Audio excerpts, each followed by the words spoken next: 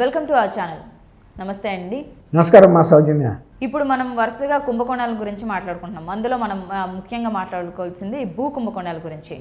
ఇప్పుడు పుంగనూరులో 982 ఎకరాల ప్రభుత్వ భూమిని ప్రైవేటీకరణ చేసి ఒక 600 ఎకరాలు పెద్దిరెడ్డి రామచంద్రరెడ్డి చేతుల్లోకి అయితే వెళ్ళిందని సమాచారం అయితే ఉంది. అసలు దాని గురించి, ఆ భూ కుంభకోణాల గురించి మీరేం చెప్తారు? ఇప్పుడు పెద్దిరెడ్డి రామచంద్రారెడ్డి అంటేనే భూ కుంభకోణాలు అంటేనే పెద్దిరెడ్డి రామచంద్రారెడ్డి. ఆయన గతంలో పీలేరు చుట్టుపక్కల కూడా అటవీ శాఖ భూముల్ని భారీ ఎత్తున అటవీ భూముల్ని కొట్టేసి చెట్లు దాన్ని సాగులోకి తీసుకొచ్చి తోటలుగా మార్చుకుని ప్రైవేట్ భూములుగా మార్చుకున్నాడు అనేది చాలా కాలం క్రితం, దాదాపు ఒక 25-30 ఏళ్ల నుంచి కూడా జరుగుతూ ఉంది ఈ కార్యక్రమం. ఆ కార్యక్రమం నిరాటంకంగా జరుగుతుంది. దాన్ని ఏమంటారు, నిరాటంకంగానే కాదు, నిరంతర ప్రక్రియగా జరుగుతుంది. ఇంకా చెప్పాలి, నిరంతర ప్రక్రియగా జరుగుతుంది. ఓకే. ఆయన మొన్న గెలవటానికి కూడా విపరీతమైన డబ్బు ఖర్చు పెట్టడానికి కూడా కారణం ఏంటంటే, ఆయనకి ఎమ్మెల్యేగా కనుక లేకపోతే ఇవన్నీ బయటకు వస్తాయి. అందువల్ల ఎంత ఖర్చు అయినా పర్వాలేదని డబ్బుకి వెరవకుండా బాగా ఖర్చు పెట్టి ఆయన మీద చాలా వ్యతిరేకత ఉంది. అయినా డబ్బు ద్వారానో, భయం ద్వారానో, భక్తి ద్వారానో మొత్తం మీద గెలిచాడు. అది వేరే విషయం. ఇప్పుడు మీరు అడిగిన భూ కుంభకోణం ఏంటంటే, పుంగనూరు మండలంలో రాగానిపల్లి అనే 952 ఎకరాల భూమికి సంబంధించి దీని విలువ 100 కోట్ల పైనే ఉంటుంది. ఇది ప్రభుత్వ భూమిగా చాలా కాలంగా రికార్డుల్లో ఉంది. అయితే ఏంటంటే, ఈయన ఈ రికార్డులన్నింటినీను పెద్ద రెవెన్యూ అధికారులని, జిల్లా స్థాయి అధికారులు, రెవెన్యూ అధికారిని పట్టుకుని అది ఒక ప్రైవేట్ భూముల్లాగా ఒక ఉత్తర్వులు ఇప్పించుకుని దాన్ని స్వాధీనం చేసుకున్నాడు. దాదాపు ఈయనకి 600 ఎకరాలు ముడితే ఆ 94 ఎకరాలు గత కొంతకాలంగా దాని స్వాధీనంలో ఉన్నాళ్ళు, ఇంకా ఇతరులు వెళ్ళింది. ఈయనకి అప్పనంగా పెద్ద ఆయన అనుచరులకు మాత్రం 600 ఎకరాల దాకా చేతులకు వెళ్ళిపోయింది అనేది తెలుస్తూ ఉంది. అయితే ఇదేంటంటే, ఇది నిషేధిత భూముల జాబితాలో ఉంచారు ఫస్ట్ ఈ వ్యవహారం అంతా.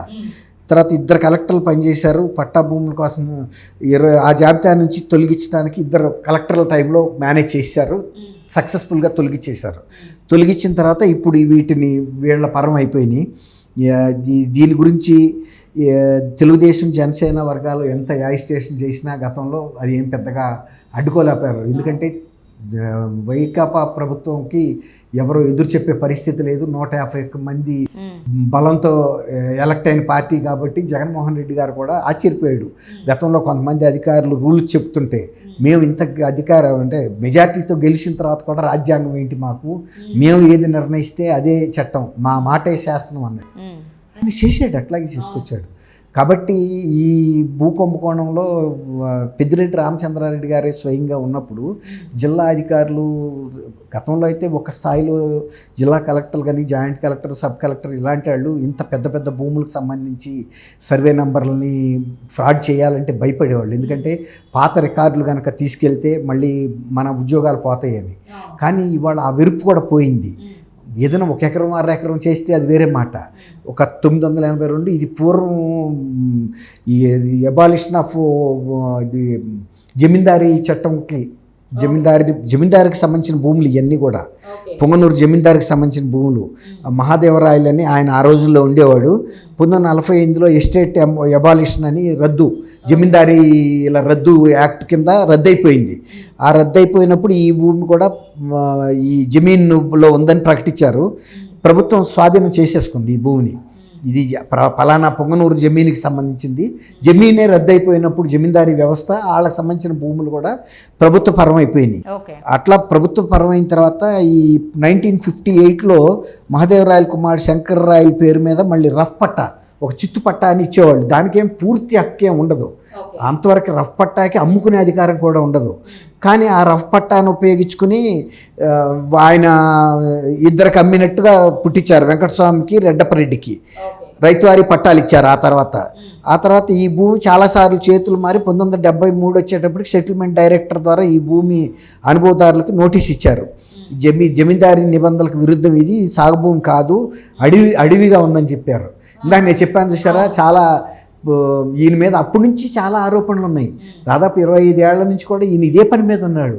అటవీ భూములు, ఎక్కడెక్కడ ప్రభుత్వ జమీందారు భూములు, ఇట్లాంటి దృష్టిలో పడని ఏరియాల్లో, అది ఒక సాధారణ వ్యక్తులకి కనపడే ఏరియా కూడా కాదు.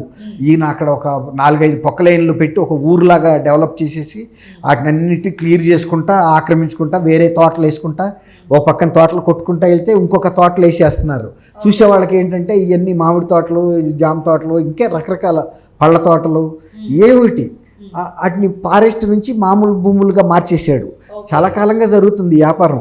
ఇప్పుడు కనుక గతంలో పూర్వకాలంలో అటవీ భూములు సర్వే నెంబర్లు పట్టుకుని అవన్నీ అటవీ భూముల కింద ఉన్నాయా లేవా అని చూస్తే అన్నీ బయటపడతాయి. తర్వాత విలేజెస్లో కూడా కొంత కాన్ఫిడెన్స్ కనుక ఇస్తే ఈయనేంటంటే అక్కడ ఈ వీరప్పన్లాగా ఇక అసలు అక్కడ ఎవరన్నా ఎదురు తిరిగితే ఆయన ఊళ్ళలో బతకరనమాట. వాళ్ళకి కనుక ఆ ధైర్యం కల్పిస్తే వాళ్ళు కూడా చెప్తారు, సార్ ఇదిగో ఇది ఇక్కడ ఇంతకుముందు అడవి ఉండే, ఈ అడవి అంతా కొట్టేశారు, ఇదిగో ఇన్ని ఎకరాలని వాళ్ళు చెప్పగలుగుతారు. ఆ ఊళ్ళల్లో పీలేరు చుట్టుపక్కల కనుక విచారణ చేస్తే సిబిఐ లాంటి సంస్థను పెట్టి, ఒకటేమో రెవెన్యూ పరంగా పట్టుకోవాలి, తర్వాత ఫిజికల్గా కూడా వాటిని సర్వే చేయిస్తే ఖచ్చితంగా దొరుకుతాయి ఇవన్నీ కూడా. ఇప్పుడు ఈ పరిస్థితికి వచ్చేటప్పటికి అప్పుడు ఏకపక్షంగా సంయుక్త కలెక్టర్ ఆర్డర్లు ఇచ్చాడంటున్నారు. 2022లో sub collector, joint collector Venkatesh అనే విచారణ చేపట్టి వీటికి ఫేవరబుల్గా ఆర్డర్స్ ఇచ్చారని. 1907లో ధృవీకరించారు రఫ్ పట్టా అని, అంటే చిత్తు పట్టా ఇచ్చారని. తర్వాత దీనికి ఏం ఇవ్వక్కర్లేదన్నారు. 1908లో ఎస్టేట్స్ ల్యాండ్ చట్టానికి ముందే పొంగనూరు జమీందార్ పట్టా ఇచ్చారు. దీనికి అధికారం ఆయనకు ఉందని ఒక రకంగా వాదించుకున్నారు. ఇవన్నీ వ్యవసాయ భూములు అనేది ఇప్పుడు వీళ్ళు చెప్తున్నారు. శిస్తులు కూడా వసూలు చేశారు, విద్యుత్ కనెక్షన్లు ఇచ్చారని. అంటే ఏంటంటే వాళ్ళు చెప్పేది ఇవన్నీ కూడా గత కొంతకాలంగా కూడా ప్రైవేట్ ల్యాండు, అంటే పట్టా ల్యాండ్స్ అని చూపించడానికి ప్రయత్నం చేస్తున్నారు. కానీ వీటి ఆరిజిన్ పట్టా ల్యాండ్లు కాదు. ఇవి అంతకుముందు క్లియర్ ఇన్స్ట్రక్షన్స్ ఉన్నాయి. మీరు అన్నట్టు పొంగనూరు జమీందారు వాళ్ళ అబ్బాయికి ఇవ్వటం, మళ్ళీ తర్వాత వాళ్ళకి రఫ్ పట్టా ఇచ్చారే తప్ప రెగ్యులర్ పట్టా ఏమి ఇవ్వలేదు. ఆ రఫ్ పట్టా ఇచ్చిన వ్యక్తి అమ్ముకోవటానికి హక్కు ఉండదు. ఎవరైనా సపోజ్ మనకే దాని మీద అధికారం లేనప్పుడు ఎవరు కూడా రెవెన్యూలో చట్ట ప్రకారం ఏంటంటే మనకు లేని అధికారాన్ని మనం ఇంకొకరికి దఖలుపరచలేము. నేనే రఫ్ పట్టాదారుని అయ్యుండి నీకు పర్మనెంట్ పట్టాగా రిజిస్ట్రేషన్ ఎలా చేయగలుగుతాను? కాబట్టి నాకు అధికారం లేని అధికారాన్ని ఇవ్వలేరు. ఇవన్నీ సహజ న్యాయం ప్రకారం వెళ్ళాల్సిన విషయాలు. ఇప్పుడు మొన్న ఈ అధికారాలు వచ్చిన తర్వాత వీళ్ళు చేసిన కార్యక్రమం ఏంటంటే, ఇది 1976లో కూడా ల్యాండ్ సీలింగ్ చట్టంలోకి వస్తుందని కూడా ఈ ఒక ఇది ఉండింది. రఫ్ పట్టా చెల్లదు గతంలో న్యాయస్థానాలు కూడా తీర్పిచ్చినాయి. ఇప్పుడు నేను చెప్పా కదా ఒక సహజ న్యాయం అనేది ఉంటుందని. అవి రఫ్ పట్టాలు తీర్పు ఇచ్చిన తర్వాత కూడా కొత్తగా పట్టా అవసరం లేదు, దీనికి నిషేధిత జాబితా నుంచి వీటిని ఈ మధ్యలో తొలగించారు తప్ప గతంలో ఇవన్నీ నిషేధిత జాబితాలో ఉన్నాయి. అందువల్లే రఫ్ పట్టా మాత్రమే ఇవ్వగలిగారు అప్పుడు జమీందార్ గారి అబ్బాయికి కూడా. అంటే ఏదైనా పైన పండించుకు తింటాం వరకే కానీ యాజమాన్య హక్కులు సంక్రమించవు. ఇప్పుడు ఇవన్నీ కూడా పక్కకు తోసేసి ఇవి ఈ మధ్యలో రెవెన్యూ అధికారులు మ్యానిపులేట్ చేసి చేసుకున్నారు. దీని మీద కనుక సమగ్ర విచారణ చేయిస్తే ఇవి దీంట్లో ఉన్న ఐఏఎస్ అధికారులు ఏ క్యాడర్లో ఉన్నారో, ఎప్పుడు ఇలాంటి అక్రమాలు జరిగినాయి అన్నీ కూడా బయటకు వస్తాయి. వాటిని ప్రభుత్వం స్వాధీనం చేసుకోవాలి. ఎందుకంటే ఇంత మేజర్ చంక్స్ ఆఫ్ ల్యాండ్ ఇవాళ ప్రభుత్వం అనేక డెవలప్మెంటల్ యాక్టివిటీ చేస్తుంది కాబట్టి, సపోజ్ రేపు పేదలకు ఇళ్ల స్థలాలు కావాలన్నా వాళ్ళకి పట్టా భూములు తల ఒక ఎకరం ఇవ్వాలనుకున్నా, లేకపోతే సామూహికంగా సొసైటీల ద్వారా ఇచ్చి వాళ్ళని సాగు చేసుకోమనొచ్చు. ఇప్పుడు ఎస్సీ ఎస్టీ లాంటి వాళ్ళకి, ఎవరైనా పేద రైతులకి, భూమి లేని రైతులకి, నిరుపేదలకి ఒక సపోజ్ ఒక 500 ఎకరాలు ఉందనుకోండి, 5 ఎకరాలు ఇంతమంది సభ్యులు, సపోజ్ 500 మంది కోఆపరేటివ్ సభ్యులుగా చేర్చి మీరందరూ కలిపి పండించుకు తినమని చెప్పొచ్చు ఒక సొసైటీగా. లేదు ఒకళ్ళకి ఇండిపెండెంట్గా తల ఒక ఎకరం ఇచ్చినా కూడా 600 మందిని అకామిడేట్ చేయొచ్చు ఒక్కొక్క ఎకరం.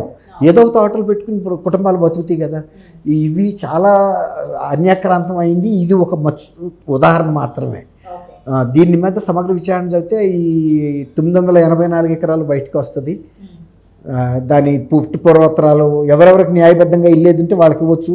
మిగిలిన 600 ఎకరాలు వీళ్ళ అన్యాయాలకు వెళ్ళి వాటిని అయితే స్వాధీనం చేసుకోవచ్చు.